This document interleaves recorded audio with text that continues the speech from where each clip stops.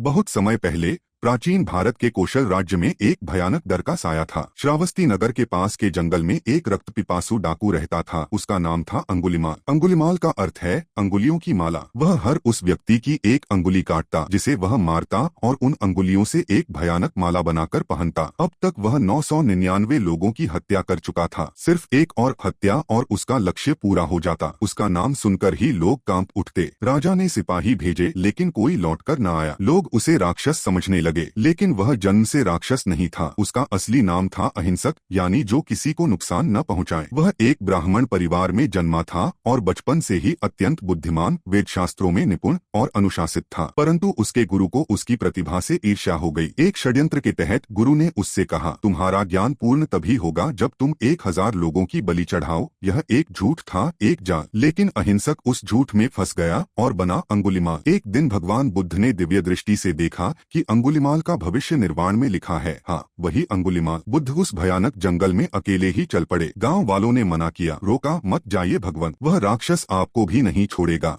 लेकिन बुद्ध शांत रहे। उन्होंने अपने करुणामयी पग उस अंधकार की ओर बढ़ाए। अंगुलिमाल ने उन्हें देखा, शांत, निडर, तेजस्वी। वह क्रोधित होकर तलवार लेकर दौड़ा, लेकिन आश्चर्य हुआ, बुद्ध धीरे धीरे चलते रहे और अंगुलिमाल उन्हें पकड़ ही नहीं पाया। वह चिल्लाया, ठहर जा भिक्षु, ठहर जा। बुद्ध ने मुड़कर कहा, मैं ठहर चुका हूँ अंगुलिमाल, तू ही नहीं ठहरा है। ये वाक्य उसकी आत्मा को झकझोर गए। क्या कह रहे हो? मैं खड़ा हूँ, तुम चल रहे हो, फिर तुम ठहरे और मैं नहीं। बुद्ध ने उत्तर दिया, मैंने हिंसा त्याग दी है, सब प्राणियों को हानि पहुंचाना छोड़ दिया है, इसलिए मैंने ठहराव पाया है। तू अब भी भटक रहा है। ये शब्द तलवार से भी अधिक तीखे थे। अंगुलिमाल की आत्मा कांप उठी। वर्षों का अंधकार एक पल में टूट गया। वह रो पड़ा, तलवार फेंक दी और बुद्ध के चरणों में गिर पड़ा। मुझे अपने शरण में लीजिए भगवान। बुद्ध ने करुणा से कहा, उठो भिक्षु, आज से तुम मेरे सन्यासी हो। अंगुलिमाल ने सिर मुंडवाया, भिक्षु का वस्त्र धारण किया और सच्चे तपस्वी बन गए। लेकिन लोग उन्हें पहचानते थे। गांवों में लोग पत्थर फेंकते, गालियां देते और वह चुपचाप सहते।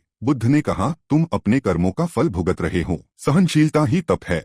अंगुलिमाल ने कभी शिकायत नहीं की। एक दिन जंगल में एक गर्भवती स्त्री प्रसव वेदना से तड़प रही थी। कोई उसकी मदद करने को तैयार नहीं था। अंगुलिमाल दौड़े दौड़े बुद्ध के पास गए। बुद्ध ने कहा, उस स्त्री से यह शब्द कहना, भगिनी, जब से मैंने भिक्षु जीवन अपनाया है, मैंने जानबूझकर किसी को क्षति नहीं पहुंचाई है। इस सत्य के बल पर तुम्हें और तुम्हारे शिशु को मंगल हो। अंगुलिमाल ने वही किया और चमत्कार हुआ। स्त्री ने सुरक्षित संतान को जन्म दिया।